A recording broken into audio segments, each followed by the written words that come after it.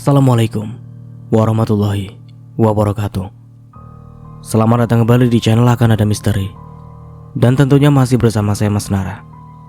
Di kesempatan kali ini saya akan menceritakan sebuah cerita horor dengan judul Gadis Kecil Itu Meninggal.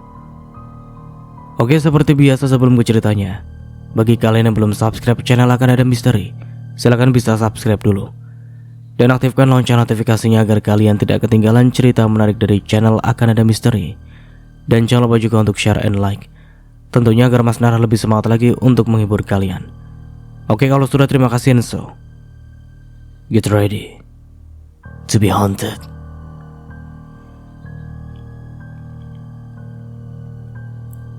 Inna lillahi wa inna ilaihi raji'un. Telah meninggal dunia Maya binti Rudi malam ini jam 9 malam. Terdengar suara pengumuman dari masjid ujung rumah. Gadis bernama Bella dengan kerudung hitam yang melekat di kepalanya pun bergegas ke rumah tetangga yang ada di ujung timur rumahnya. Dia ingin tahu sebenarnya apa yang telah terjadi dengan Maya sehingga ia tiba-tiba meninggal. Padahal tadi sore masih bertutur sapa dengan Bella. Maya adalah anak perempuan yang masih berumur 4 tahun. Canda cerianya saat bertemu dengan Bella membuat Bella sedikit sulit untuk menerima kenyataan itu. Sesampainya di lokasi tempat anak tetangga yang meninggal, Bella segera masuk ke dalam rumah duka hingga ia bertemu dengan Rini yang sudah berlebih dahulu sampai di sana. Rini, sebenarnya Maya anak Ibu Tika sakit apa sih? Tanya Bella dengan raut wajah cemas. Rini terdiam sesaat sembari melirik ke arah Bu Tika yang tengah meraung-raung memeluk jenazah anaknya. Katanya sih meninggal secara tiba-tiba. Badannya kejang-kejang lalu meninggal. Padahal tadi siang masih bermain sama anakku di halaman belakang rumah. Kini giliran Bella yang terdiam sembari melihat ke arah luar halaman. Apa jangan-jangan ada sesuatu yang tidak beres dengan kematian Maya? Ini benar-benar aneh karena meninggal secara dadakan begitu, ucap Rini sambil menepuk pundak Bella. Aku pun gak tahu juga, Rin. Tapi kita tidak boleh seuzon dulu. Takutnya kalau ada orang yang dengar, bisa-bisa bakalan jadi fitnah. Akhirnya Rini dan Bella memilih untuk diam daripada menjadi pusat perhatian dari orang lain. Maya, bangun Maya. Tika terus meraung hingga para pelayat yang berdatangan langsung memeluk tubuh Tika untuk menenangkannya. Kenapa kamu pergi secepat itu, anakku? Isak tangis suara Ibu Tika sambil menggendong anaknya yang sudah meninggal. Bella pun mencoba menenangkan Ibu Tika seraya berkata, sabar ya Bu Tika, mungkin ini sudah suratan takdir Maya.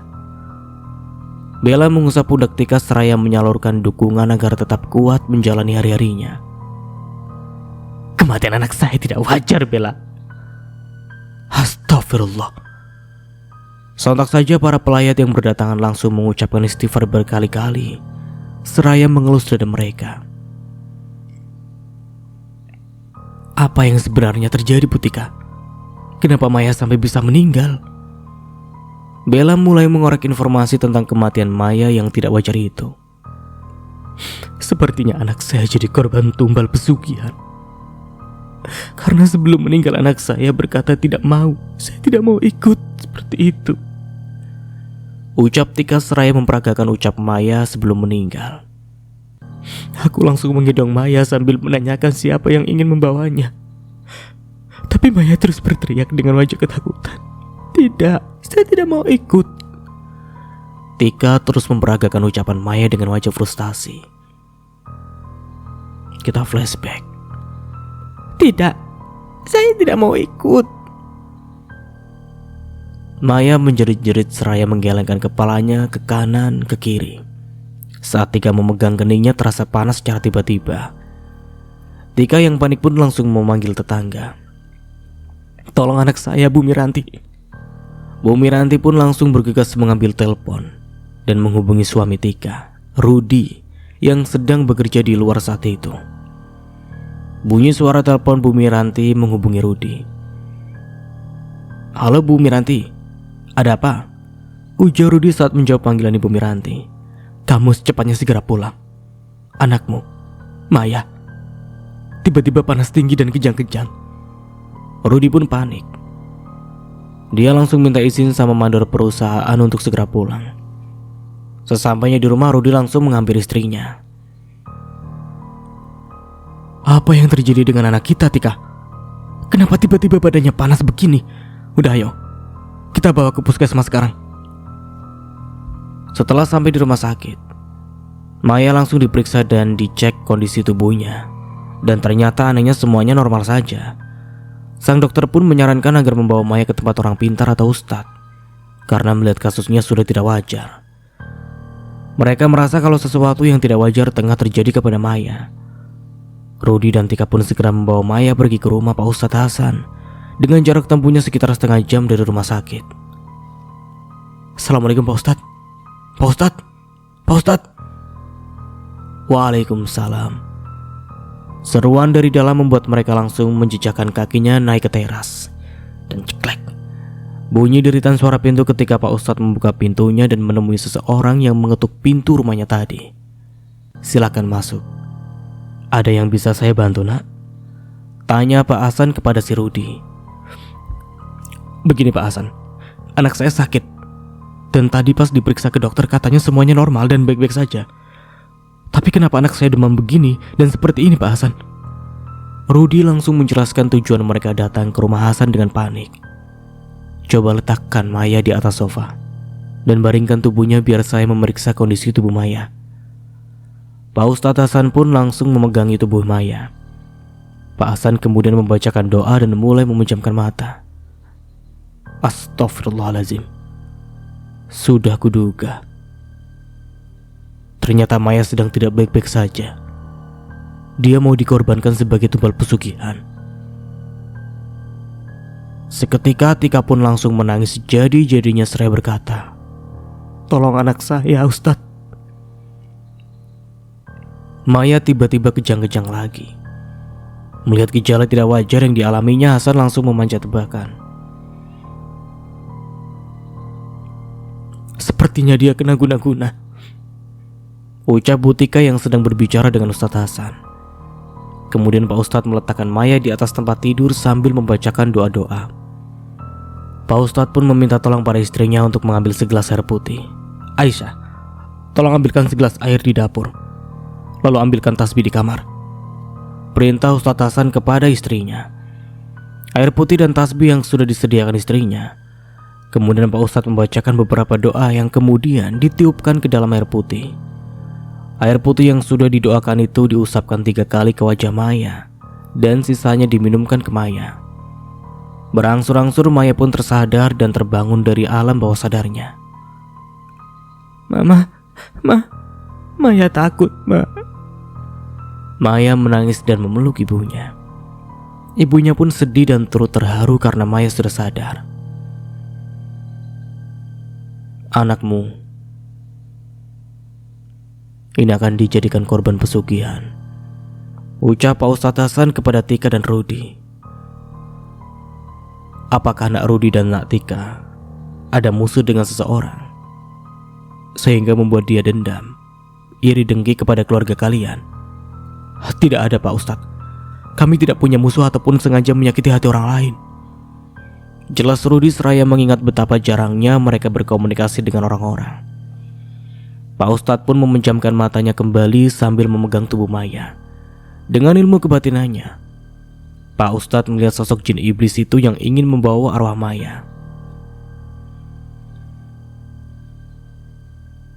"Tolong lepaskan Maya. Kenapa kamu ingin membawa Maya ke alammu?" Jin berwujud siluman ular itu pun menjelaskan bahwa Maya tidak akan lepas dan akan menjadi tumbalnya yang dilakukan oleh seseorang yang mencari jalan kekayaan dengan jalan pintas dan kotor. Dia yang telah memujaku harus memberikan tumbal nyawa agar kekayaannya bisa semakin berlimpah. Itulah yang diucapkan iblis siluman ular kepada Ustadz Hasan. Manusia lemah, jangan kau usik urusanku, atau nyawamu akan melayang. Pak Hasan mencoba melawan siluman tersebut. Dengan berbagai doa, Pak Hasan melawan iblis ular itu hingga terpental. Ketika Pak Hasan ingin memusnahkan iblis ular tersebut, Pak Hasan mendapat serangan dari belakang dari iblis kalajengking yang membuatnya terpental dan memuntahkan darah segar. Seketika Pak Hasan sadar dan terpental sambil mengeluarkan darah yang lumayan banyak, hingga membuat istrinya Rudi dan Tika terkejut bukan main. "Pak Ustadz, tidak apa-apa?" Rudi langsung panik begitu melihat Hasan terluka. "Iblis yang dipuja tetanggamu ini sangatlah kuat dan bukan iblis sembarangan." Dek. Rudi dan Tika saling berpasangan dengan wajah penuh tanya. Tiba-tiba Pak Hasan yang mendengar bisikan gaib dari iblis yang menyerangnya tadi. Suara halus dan lembut itu seolah mengatakan persyaratan yang sudah disetujui oleh sang pemuja untuk mendapatkan kekayaan. "Dia akan mencari tumbal 7 anak gadis perawan dan akan dijadikan budak di istana iblis."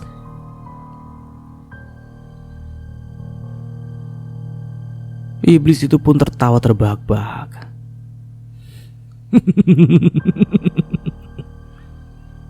Dan berlalu pergi seketika suara itu pun hilang dari pendengaran Ustadz Hasan. Percuma saja. Maya tidak akan bisa lepas dari belenggu iblis. Karena Maya sudah dijadikan gadis pilihan yang ditumbalkan kepada iblis.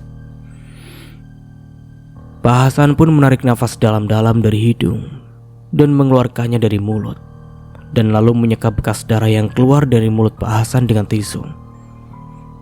Pak Hasan langsung memberitahu kepada Rudi dan Tika bahwa di kampung tempat mereka tinggal saat ini ada seseorang yang melakukan pesugihan kandang bubra.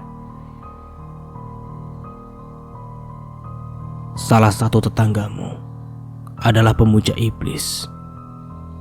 Dengan menumbalkan 7 gadis perawan, seseorang tersebut sudah melakukan perjanjian gaib dengan iblis untuk mendapatkan kekayaan yang berlimpah. Hasan terdiam sesaat. Ia bingung harus bagaimana menyampaikan hal yang ia lihat saat di alam gaib kepada Rudi. Maya akan dijadikan tumbal berikutnya dan merupakan calon tumbal keempat. Dan harus nak Rudi ketahui, pelaku pesugihan tersebut memiliki beberapa tanda. Seperti dia mempunyai usaha jual beli sembako. Usahanya selalu ramai dan selalu banyak pembeli, dan selalu menjual barang di harga yang gak sewajarnya. Maksudnya yang gak sewajarnya itu barang yang dijualnya terlalu murah. Hasan menarik nafas dalam-dalam setelah menjelaskan beberapa kemungkinan pelaku pesugihan yang tinggal di sekitar mereka. "Apakah ada tetangga kamu yang memiliki ciri-ciri tersebut, nak?" Rudi mencoba mengingat setiap tetangga desa yang memiliki usaha sembako yang besar. "Ada, Pak Ustadz. Ada 3 tetangga saya yang punya usaha sembako. Bahkan saudara saya pun menjual sembako juga. Tapi warungnya selalu sepi dan terancam bangkrut dikarenakan sepi pembeli.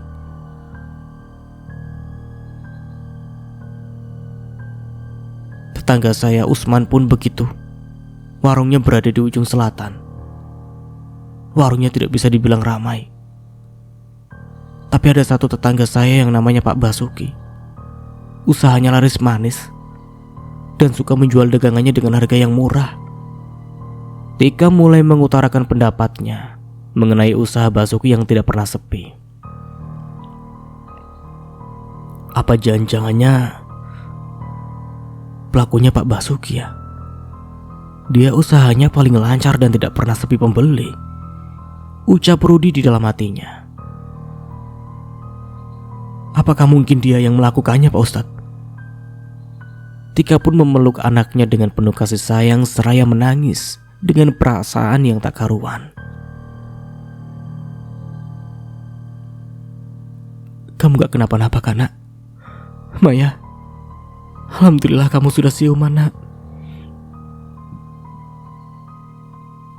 "Jadi gimana sekarang Pak Ustadz? Apa yang harus kami lakukan untuk menghindari pertumbal sugihan itu?" "Sebaiknya kalian pulang ke rumah.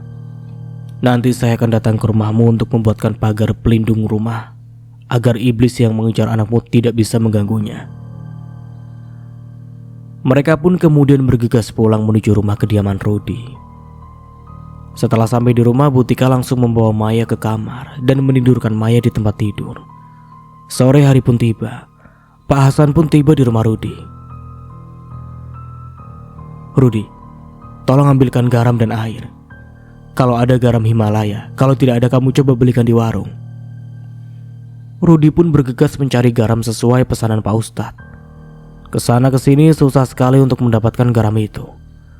Akhirnya Rudi bisa menemukan garam Himalaya di sebuah toko sembako yang jaraknya jauh sekitar 2 km dari rumahnya. Rudi bergegas pulang ke rumahnya sambil membawa garam Himalaya itu. Pak Ustadz pun kemudian mulai membacakan doa-doa dan menaburkan di sekeliling rumah Rudi. Setelah selesai memasang pagar pelindung di rumahnya Rudi, Ustadz Hasan pun pamit pulang dari sana. "Oh ya Rudi, kalau ada sesuatu kejanggalan lagi, tolong kamu hubungi saya agar saya bisa dapat membantumu." "Terima kasih Pak Ustadz atas bantuannya. Nanti saya akan menghubungi Pak Ustadz jika ada sesuatu yang terjadi dengan Maya lagi." Setelah itu Ustadz Hasan pergi dari rumahnya Rudi untuk pulang ke rumahnya. Hari pertama sampai hari ketiga keadaan suasana rumah aman-aman saja. Hingga hari keempat ibu mertua Rudi merasa ada keanehan yang janggal ketika sedang membersihkan dapur di belakang rumah Tika. Ibu mertua Rudi menemukan sebuah boneka rajutan berbentuk anak gadis kecil berambut panjang, baju berwarna biru di dalam dapur. "Ini boneka siapa? Kok ada di sini? Malah naruhnya di dekat pintu dapur lagi," ucap Bu Atun seraya mengambil boneka dan membuangnya ke tempat sampah. Boneka tersebut kelihatan kotor dan lusuh. Bahkan secara samar, Bu Atun mencium bau amis dari boneka itu. Hari sudah senja, matahari mulai terbenam dengan indahnya, dan waktunya Rudi pulang kerja. "Assalamualaikum sayang." Pintu pun berderi terlalu terbuka. Rudi langsung berlari menuju kamar anaknya. "Ayah sudah pulang. Maya kangen sama ayah," ucap Maya dengan terbata-bata. "Sama, ayah pun kangen sama Maya." Rudi pun terheran-heran melihat anaknya tiba-tiba manja minta digendong. "Ayah, Maya haus, ambilkan minum untuk Maya ya. Maya mau minum susu." Tika pun langsung berlalu pergi ke dapur untuk membuatkan susu kesukaan Maya.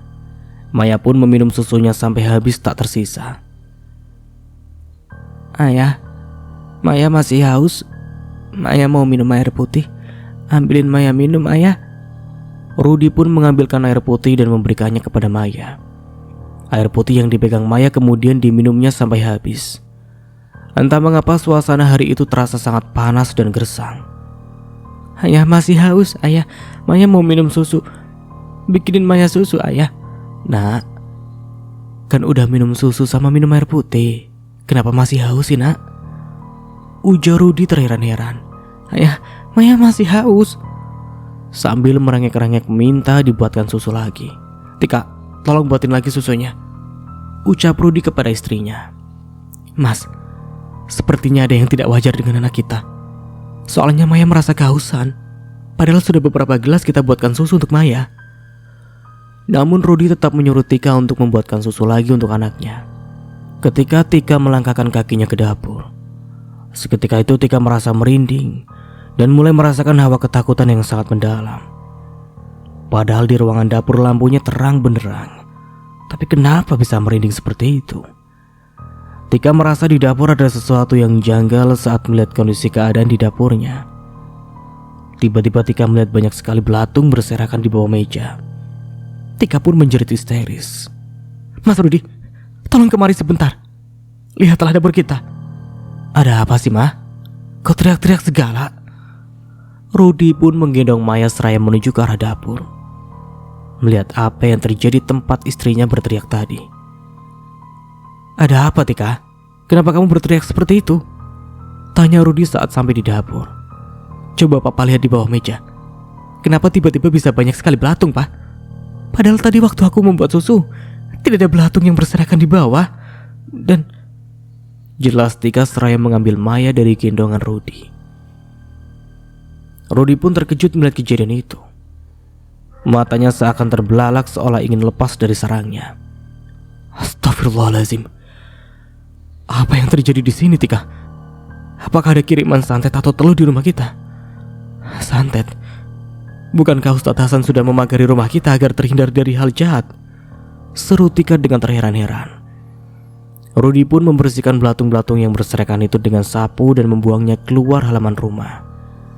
Rudi pun bergumam dalam hati seolah bertanya kenapa hal itu bisa terjadi di rumahnya.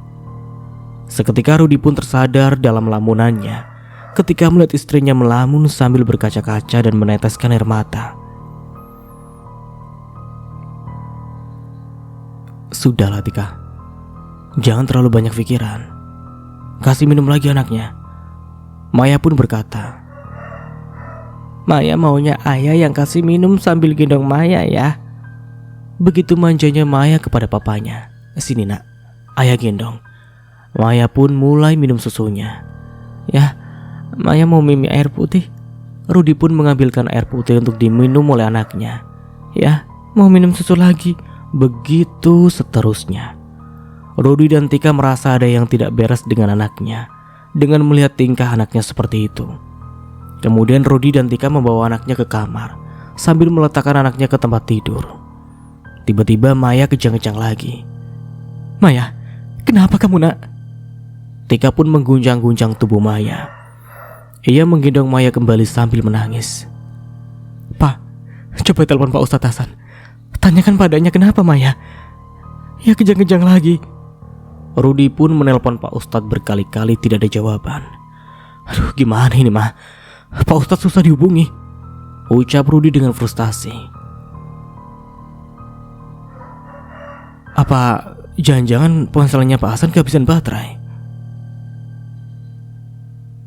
Rudi pun bergegas menuju rumah Pak Ustadz Hasan akhirnya. Namun sesampainya di rumah Pak Hasan, Rudi melihat rumahnya Hasan sepi dan lampunya mati. Karena tak ingin berputus asa, Rudi langsung mengetuk pintu rumah tetangga yang berada di sebelah rumahnya Hasan. "Permisi, Pak Narko." Tok tok tok. Pintu pun berulang kali diketuk oleh Rudi hingga pintu pun dibuka. "Kamu siapa? Dan ada perlu apa ya?" tanya Pak Narko kepada pemuda yang mengetuk pintu rumahnya. "Oh ya Pak Narko, saya mau tanya sama Bapak. Rumah Ustadz Hasan kenapa mati lampunya? Apakah Pak Hasan tidak ada di rumah?" tanya Rudi kepada Pak Narko. Narko langsung mengucek matanya seraya mengingat siapa sosok Rudi yang sedari tadi berdiri di depannya itu. Seketika senyuman mengembang di wajahnya Narko begitu ia mengingat kalau Rudi ini adalah tetangganya dulu sebelum pindah ke sana. Oh, Pak Hasannya lagi pergi ke Penang, Malaysia. Sekeluarga membawa anaknya berobat yang lagi sakit, jelas Narko kepada Rudi. "Oh begitu ya Pak," ucap Rudi dengan kecewa. "Kalau boleh tahu ada urusan apa ya?" kata Pak Narko seraya mengamati Rudi yang terlihat terburu-buru. "Tidak apa-apa Pak Narko, hanya ada urusan saja." "Kalau begitu saya mohon izin dan pamit dulu ya Pak. Assalamualaikum." "Waalaikumsalam," ucap Pak Narko. Rudi pun pulang ke rumah dengan tangan kosong. "Mas Rudi, mana Pak Hasan? Kenapa nggak dibawa?" tanya Tika dengan wajah panik. "Pak Hasan lagi pergi dan tidak ada di rumah, Mah. Lalu kita harus bagaimana?" Rudi pun sama bingungnya dengan Tika. "Sudahlah Mas, kita bawa saja anak kita ke rumah Mama, mana tahu ada jalan terbaik." Dengan langkah sigap Rudi dan Tika membawa Maya ke rumah orang tua Maya yang berjarak sekitar 2 gang dari rumah mereka. Sesampainya di rumah orang tuanya Tika. "Assalamualaikum, Mah." Rudi dan Tika benar-benar panik, sehingga mengetuk pintu rumah orang tuanya dengan tergesa-gesa. Waalaikumsalam. Oh, nak Rudi. Apa yang terjadi lagi dengan Maya? Cepat bawa masuk ke rumah. Maya sudah tidak sadarkan diri, Mah. Pak, gimana ini, Mah? Ucap Tika seraya menangis sejadi-jadinya. Tenanglah dulu. Coba kita panggil Pak Harun, tetangga Bapak. Katanya dia orang pintar, bisa mengatasi hal-hal gaib. Deden langsung memberikan saran kepada Rudi untuk memanggil seseorang dukun yang terkenal di desa itu. Mertua Rudi, Pak Deden, langsung pergi menjemput Pak Harun di rumahnya. Untung saja Pak Harun ada di rumah. Setelah Pak Deden menjelaskan semuanya kepada Pak Harun bergegas menuju ke kediaman Pak Deden. Tolong, belikan rokok 3 bungkus dan carikan bunga mawar, bunga kantil, juga bunga kenanga, secepatnya ya. Seru Pak Harun seraya melirik ke arah Maya yang terlihat begitu kesakitan. Astaga, belum apa-apa udah minta belikan rokok 3 bungkus lagi. Banyak amat, ujar Pak Deden di dalam hati. Demi kesembuhan cucunya Maya, Pak Deden pun membelikan rokok 3 bungkus dan mencari bunga yang dibutuhkan untuk pengobatan Maya.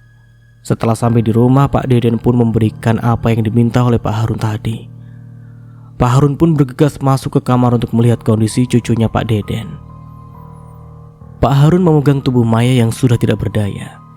Sambil memejamkan mata, Pak Harun masuk ke dimensi alam gaib. Pak Harun melihat Maya dililit seekor ular besar dan membawanya pergi jauh. Setelah melihat kejadian itu, Pak Harun kembali ke raganya. Pak Deden yang sudah sampai di rumah langsung bergegas menemui Pak Harun yang berusaha menyembuhkan cucunya. Ini rokoknya 3 bungkus, bunga mawar, bunga kantil, juga bunga kenanga, Pak Harun, ujar Pak Deden sambil menyodorkan barang-barang yang diminta oleh Pak Harun tadi. Tolong Rudi, buka bungkus rokok itu, kemudian selipkan di jari-jari anakmu.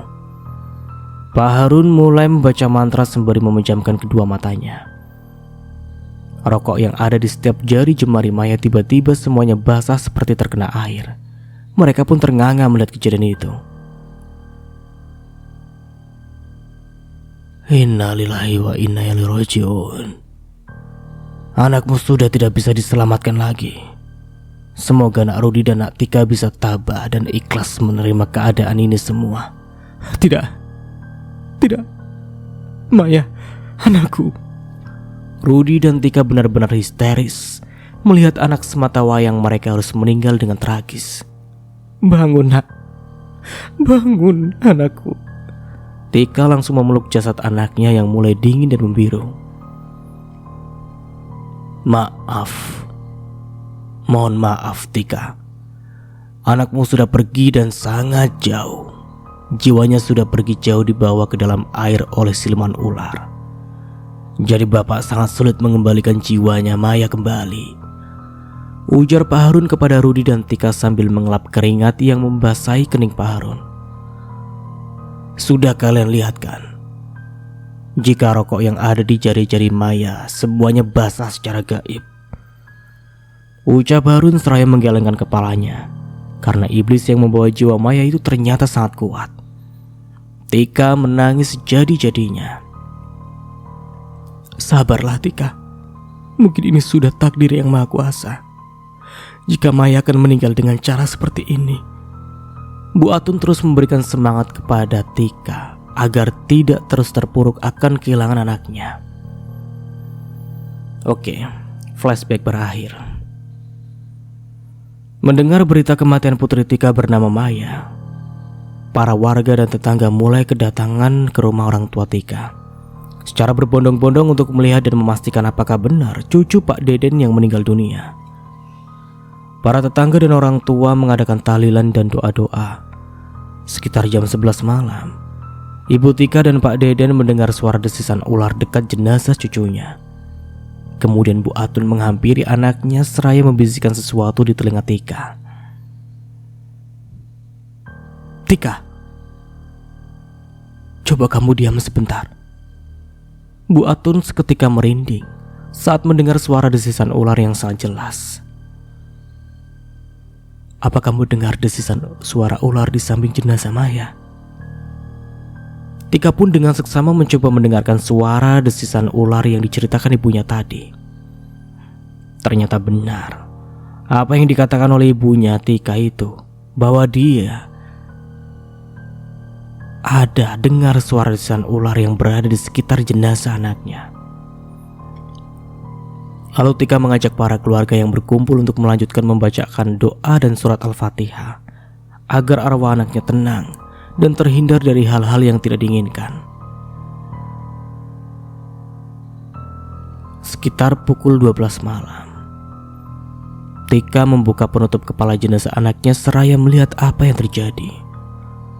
Dan alangkah terkejutnya dia melihat darah keluar dari bola mata dan hidung Maya.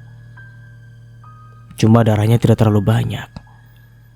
Tika pun membersihkan darah dan mengelapnya dengan tisu sambil mengelus kepala anaknya.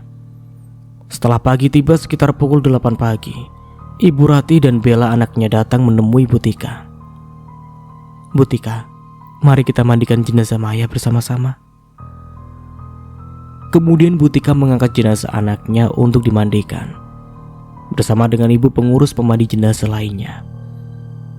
Karena Bu Tika ingin ikut memandikan jenazah anaknya juga, mayatnya Maya ditelentangkan di atas tempat pemandian jenazah yang sudah disiapkan. Mari Bu, kita mulai memandikan jenazahnya sambil membacakan doa. Alangkah terkejutnya Bu Rati dan anaknya saat melihat jenazah anaknya Bu Tika begitu mereka membuka penutup wajahnya. Astagfirullah, ucap mereka seraya mengusap dadanya dengan gerakan berulang. Mata dan hidung Maya mengeluarkan darah, padahal meninggalnya hanya karena kejang-kejang saja. Untuk mencari kejanggalan lainnya, Bu Tika langsung membalikkan tubuh anaknya. Ia sangat terkejut saat melihat punggung anaknya dipenuhi dengan goresan luka seperti habis terkena pecut. Bu Tika menangis sejadi-jadinya sambil menahan suaranya agar tidak terdengar oleh warga yang melayat. Yang sabar ya Bu Tika, ucap Bu Rati sambil menenangkan Bu Tika. Ini semua sudah menjadi takdir yang maha kuasa. Ikhlaskanlah anakmu Bu Tika. Bella pun mulai membersihkan bekas darah yang keluar dari mata dan hidung Maya. Daripada Bu Tika menjadi semakin drop saat melihat kondisi jasad anaknya yang mengerikan itu. Kemudian Bu Rati dan Bu Tika beserta juga Bella langsung memandikan jenazah Maya dengan dibantu oleh beberapa pelayat yang membopong tubuh kaku Maya untuk dibaringkan di atas tempat pemandian jenazah yang sudah disiapkan. Apapun yang terjadi dan kita lihat hari ini dalam memandikan jenazah, janganlah diceritakan kepada siapapun. Cukup kita saja yang tahu dan keluarganya, ucap Bu Rati kepada yang lainnya sebelum memulai ritual untuk memandikan jenazah Maya. Nawaitul husla lillazi al-mayyitati Maya astari lillahi ta'ala. Dalam memandikan jenazah, Bella melihat arwah Maya merintih kesakitan seraya meminta tolong. Tangan Bella langsung gemetaran, namun ibunya langsung menggelengkan kepalanya seolah memberikan kode kepada Bella untuk tetap diam dan melanjutkan pekerjaannya. Bella langsung menuruti perkataan ibunya. Kemampuan yang Bella miliki ini didapatkan semenjak dia mulai ikut membantu ibunya sebagai Bilal pemandi jenazah. Jadi wajar saja kalau Bella sudah terbiasa melihat hal-hal gaib dan bisa mengetahui kenapa jenazah itu bisa meninggal dunia. Awalnya Bella merasa takut dan tidak mau lagi ikut sebagai pemandi jenazah. Tapi berkat nasihat dan dorongan ibunya Rati, Bella mulai belajar dan berani dalam menghadapi hal-hal gaib. Pak Ade Darman selagi sebagai tukang gali kubur mulai mengukur berapa panjang jenazah Maya agar nanti bisa disesuaikan dengan jenazah yang akan dikuburkan. Setelah mengetahui ukuran jenazah, Pak Ade Darman langsung bergegas pergi ke kuburan. Pak Ade Darman dan Pak Darmo mulai menggali kuburan sesuai dengan ukuran jenazah. Penggalian tanah kuburan berjalan dengan lancar tanpa ada hambatan. Setelah selesai menggali kuburan, Pak Ade Darman menelpon Pak Rudi bahwa kuburannya sudah selesai dia gali. Setelah selesai memandikan jenazah, Bu Rati dan Bella mulai meletakkan jenazah dan mengkafani jenazah dengan 5 lapis kain untuk jenazah wanita. Saat mengkafani jenazah, lagi-lagi Bella melihat sesuatu yang mistis di pojok sisi ruangan dekat sebelah televisi. Astagfirullahaladzim, astagfirullah. Lirihnya sembari melirik ke arah ibunya. Mata Bella terbelalak melihat sosok ular berwarna hijau sedang mendesis dan menatap ke arahnya. Ukuran ular itu sangat besar, namun hanya saja Bella yang dapat melihatnya. Ada apa, Bella? Tanya Bu Rati seraya menenangkan putrinya yang tiba-tiba terkejut dan panik. Enggak ada apa-apa, Bu, ucap Bella dengan dusta. Ia tidak ingin menambah huru-hara di rumah duka itu. Nanti Bella saja cerita kalau kita sudah pulang ke rumah. Kalau bicara di sini gak enak, takut ada orang lain yang dengar. Jelas Bella saat menyadari tatapan ibunya yang sama sekali tidak mempercayai ucapannya tadi. Rati mengangguk seraya mengedarkan pandangannya ke seluruh penjuru ruangan. Sedari tadi Rati pun juga merasa kalau ada seseorang yang tengah mengamati mereka dengan serius. Karena tidak ingin berpikiran yang tidak-tidak, Rati pun segera mempercepat proses fardu kifayah itu. Sedangkan Bella tak sengaja melihat sosok ular besar itu lagi di sudut ruangan. Semakin Bella menatap makhluk itu semakin buas. Namun Bella tidak takut. Dan Bella mulai membacakan mantra yang diwariskan oleh neneknya. Jika dia melihat makhluk halus yang jahat, dia bisa mengusir makhluk itu dengan membaca mantra yang diwariskan oleh neneknya Bella. Perlahan-lahan makhluk itu pergi dan menghilang dari pandangan Bella. Setelah hati Bella tenang, Bella langsung melanjutkan proses mengkafani jenazah Maya. Setelah selesai, Pak Ustadz mulai mensolatkan jenazah dan keluarga besar Rudi dan Pak Deden ikut menyolatkan jenazah cucunya. Jenazah pun diantarkan ke tempat pemakaman umum yang sudah disediakan. Namun ada hal yang aneh dan sungguh di luar nalar manusia. Ketika jenazah dimasukkan ke dalam liang kubur, jenazahnya tidak muat dimasukkan ke liang kubur. Padahal ukurannya sudah sesuai, ini malah tidak muat. Para penggali kubur pun merasa terheran-heran. Loh, kenapa ukuran jenazahnya menjadi ukuran seorang jenazah dewasa ya? Gumam Darman seraya menggaruk-garuk kepalanya. Astagfirullahaladzim. Pak Ustadz beristighfar beberapa kali sembari mulai menyuruh para anggota penggali kubur untuk mulai menggali kuburan mengikuti ukuran jenazah Maya. Tika dan keluarga langsung meraung-raung.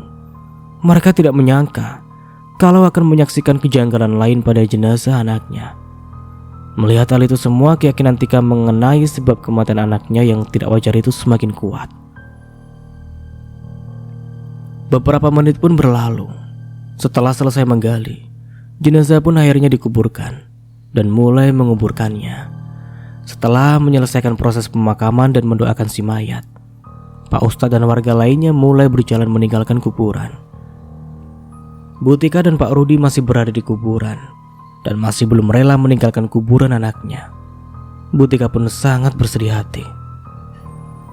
Tika, sayang, sudahlah. Jangan menangis terus. Kasihan Maya, ucap Rudi seraya menenangkan istrinya. Aku masih tidak terima, Mas, kalau Maya meninggal secara misterius seperti ini, ucap Tika dengan wajah memerah yang penuh dengan emosi. Sudahlah, ayo kita pulang sayang. Mereka berdua pun kemudian berlalu pergi meninggalkan tempat peristirahatan terakhir anaknya di pemakaman. Tanpa menyadari kalau ada sepasang mata yang tengah mengikuti kemana langkah mereka berjalan. Setelah pemakaman sunyi, orang itu menyunggingkan seringaian licik yang menakutkan. Akhirnya, aku bisa bertambah kaya lagi. Bu, iya Bella, ada apa nak? Sahut Bu Rati seraya menyodorkan segelas teh hangat kepada Bella. Bella tertegun sebentar. Ia terus mengingat tentang sosok ular besar yang ia lihat saat berada di rumahnya Tika. Tadi sewaktu di rumahnya Bu Tika, ibu ada ngerasa hal janggal gak sih? Bu Rati yang baru saja meminum tehnya langsung terbatuk-batuk, sampai air teh yang sudah ia telan berhamburan di lantai. Aduh, pelan-pelan dong Bu, ucap Bella seraya menepuk-nepuk punggung ibunya. Ada. Cuma jangan diceritakan kepada siapapun. Biarlah kita saja dan Allah yang tahu. Bella mengangguk seraya meminum tehnya yang hampir dingin. Apapun yang Bella lihat, janganlah diceritakan dengan orang lain, karena itu merupakan aib bagi keluarga yang berduka. Nanti kalau sampai tersebar, bisa bahaya dan pastinya menjadi omongan tetangga. Kalau begitu, takutnya nanti menimbulkan fitnah. Sebenarnya Rati pun melihat sosok seram yang dilihat anaknya. Tapi Bu Rati memilih untuk diam saja dan tidak membahasnya lagi, karena takut Bella akan berhenti menemaninya untuk memandikan jenazah lagi. Iya Bu, Bella paham mana yang harus dikatakan dan mana yang harus disembunyikan. Iya Bella, terkadang memang ada sesuatu yang seharusnya tidak kita campuri. Bella merasa kurang setuju dengan ucapan ibunya. Bagaimanapun ia merupakan sosok gadis muda yang gampang sekali penasaran akan suatu hal. Apalagi Bella juga mewarisi mata batin dari neneknya terdahulu. Berinteraksi dengan makhluk gaib sudah menjadi makanannya sehari-hari. Bella mau mandi dulu ya Bu. Bella pun berlalu pergi ke kamar mandi sambil mengecup kening ibunya. Bella pun mulai mengguyur tubuhnya dengan air setelah melepaskan seluruh pakaiannya. Di tengah dinginnya air yang membasahi tubuh Bella, tiba-tiba Bella merasakan hawa dingin yang sangat aneh dan membuat bulu kuduknya merinding. Bella mencoba bersikap untuk tidak peduli. Ia terus mengguyur tubuhnya dengan air dingin dari bak mandi. Namun, semakin Bella mengguyurkan air ke tubuhnya, semakin merinding pula tubuh Bella. Di tengah cahaya remang-remang yang tersorot dari halaman tetangganya, tiba-tiba Bella melihat sosok hantu terduduk di dalam bak air kamar mandinya. Bella benar-benar syok hingga tidak mampu berkata apa-apa lagi. Matanya mengikuti setiap pergerakan sosok gaib yang keluar dari dalam air dan berdiri di dalam bak mandi. Hantu itu hanya terlihat setengah badan dari pinggang sampai kepala, sementara dari pinggang sampai kaki terendam air secara transparan. Bella langsung ternganga melihat sosok gaib yang berdiri tepat di depannya itu. Ia mencoba menggerakkan tubuhnya sembari berusaha untuk kabur dari sana. Hanya saja kaki Bella tidak bisa digerakkan. Kedua kaki Bella terasa berat untuk melangkah pergi. Jangankan untuk berlari, untuk bernafas saja Bella sudah sangat kesusahan. Sakit, Kak. Sakit, Kak. Hantu itu menangis sambil menahan kesakitan yang luar biasa. Bella hampir pingsan karena pasokan oksigen di dalam paru-parunya sudah menipis. Setelah beberapa saat, hantu itu akhirnya pergi dan menghilang dari pandangan Bella. Bella pun langsung terduduk lemas seraya memegangi dadanya. Astagfirullahaladzim. Ya Allah, ampunilah dosa gadis itu dan tempatkanlah di sisi terbaik-Mu. Amin. Setelah selesai berdoa dan mandi, Bella pun berlalu pergi dari kamar mandi untuk segera memakai pakaiannya. 3 hari setelah kematian Maya, Pak Harun datang berkunjung ke rumah Bu Tika untuk menemui Rudi. Assalamualaikum. Assalamualaikum. Waalaikumsalam. Sekian lama mengetuk pintu. Akhirnya Rudi menunjukkan wajahnya saat pintu terbuka. Oh, Pak Harun, silakan masuk. Terima kasih. Saya masuk ya. Harun melepaskan sandalnya lalu melangkahkan kakinya memasuki rumah Rudi yang bersih itu. Ngomong-ngomong, ada sesuatu yang ingin aku tunjukkan kepada Bu Tika dan Pak Rudi mengenai kematian anak kalian berdua. Ucap Harun langsung to the point, karena menurutnya mereka berdua harus segera mengetahui hal ini. Tika yang saat itu masih merapikan baju-bajunya Maya langsung ikut nimbrung di ruang tamu. Melihat Tika muncul di sana, Harun langsung menyuruhnya untuk mengambil beberapa benda. Tika, coba kamu ambilkan air mangkuk kaca yang bening, lalu isi dengan air yang bersih. Tika pun mengangguk seraya berkata, baik Pak Harun. Tika pun langsung menuju ke dapur, lalu tak lama ia sudah kembali ke sana seraya membawa mangkuk kaca yang berisi air bersih dan diletakkan di atas meja. Harun mengeluarkan sesuatu yang terbungkus di dalam plastik, yaitu bunga mawar, bunga kantil, bunga kenanga, serta keris semar yang diselipkan di dompetnya. Begini Bu dan Pak Rudi, saya ingin menunjukkan sesuatu. Bagaimana keadaan Maya di alam jin sekarang? Harun menjeda ucapannya sebentar, seraya menghela nafas dengan panjang. Anak Butika belum bisa ke alam kubur karena jiwanya masih di alam siluman. Astagfirullah Maya. Tika pun mulai tantrum lagi begitu mendengar penjelasan dari Harun. Kita harus menyelamatkan jiwanya agar rohnya bisa tenang, sambung Harun lagi. Bagaimana caranya Pak Harun? Tolong bantu kami Pak. Baiklah, sekarang lihat ini. Pak Harun mulai memasukkan bunga mawar, bunga kantil, bunga kenanga, keris semar kecil, dan tidak lupa Pak Harun meneteskan 3 tetes minyak air mata duyung sambil membacakan mantra-mantra. Tangan Pak Harun dimasukkan ke dalam air mengaduk yang berisi bunga dan keris. Ajaibnya, Pak Rudi dan Butika bisa melihat pemandangan ngeri di dalam mangkuk itu. Mereka melihat kalau Maya sedang disiksa di alam sana, seraya dicambuk dan dijadikan budak siluman ular. Tika menangis sejadi-jadinya, sedangkan Rudi langsung mengepalkan tangannya dengan erat, hingga buku-buku tangannya terlihat.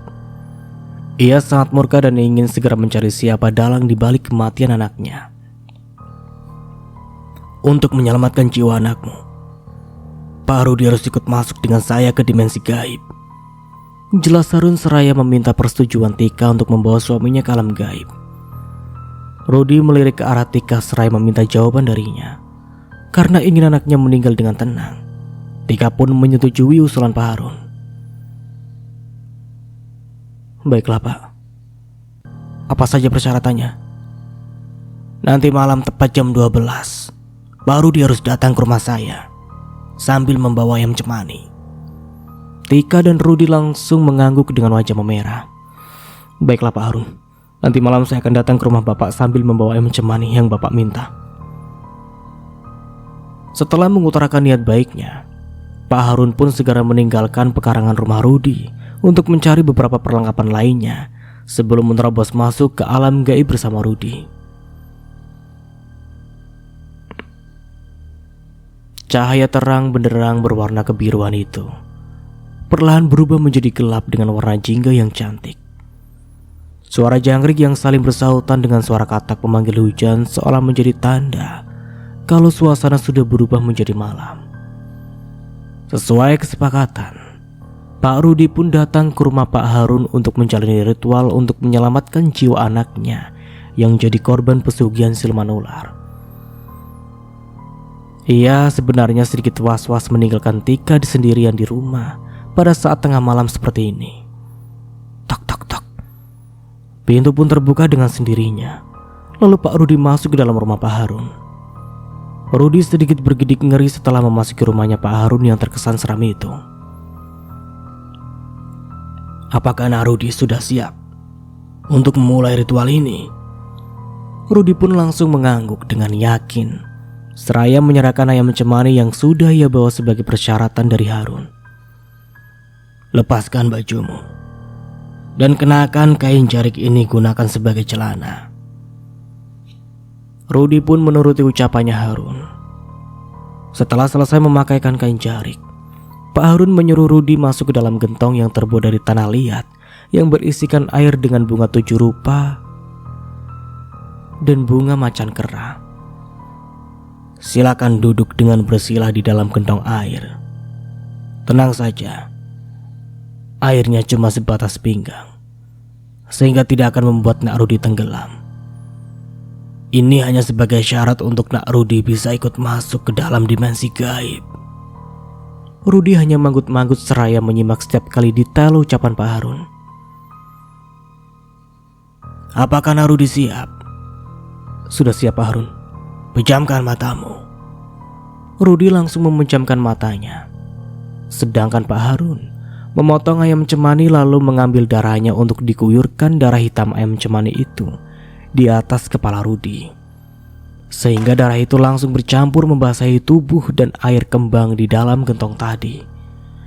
Pak Harun kemudian membacakan mantra-mantra sambil mengoleskan sisa darah ayam cemani ke kening Rudi sambil memejamkan matanya. Dan sampai di sini dulu ceritanya. Nantikan kelanjutan ceritanya di part berikutnya. Dari saya mohon maaf bila ada salah kata atau dalam penyampaian cerita. Akhir kata, wassalamualaikum warahmatullahi wabarakatuh. Sampai jumpa di video selanjutnya and see you.